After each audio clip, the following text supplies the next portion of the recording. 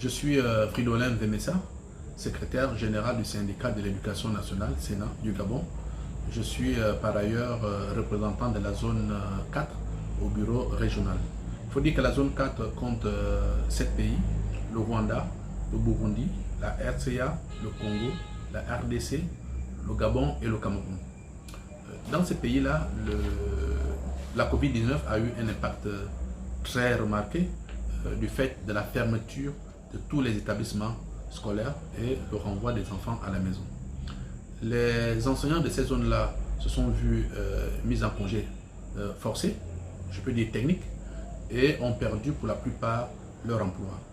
Certains qui travaillaient dans les écoles privées n'ont plus été payés jusqu'à ce jour.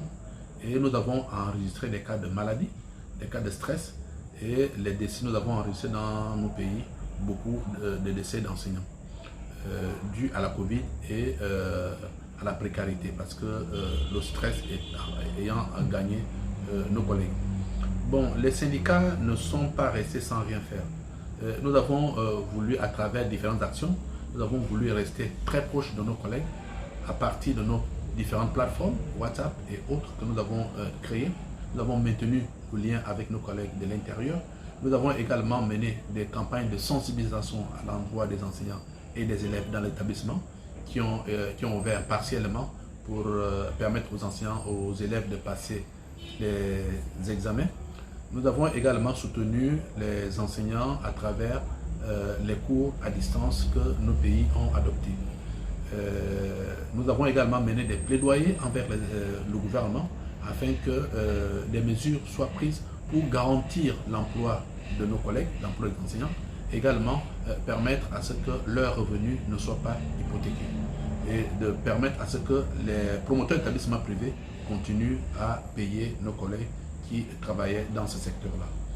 Donc la Covid a été très négatif dans nos pays du fait que les programmes n'ont pas pu être achevés et nos élèves n'ont pas pu, pour la plupart, passer les examens parce qu'il a fallu faire des choix.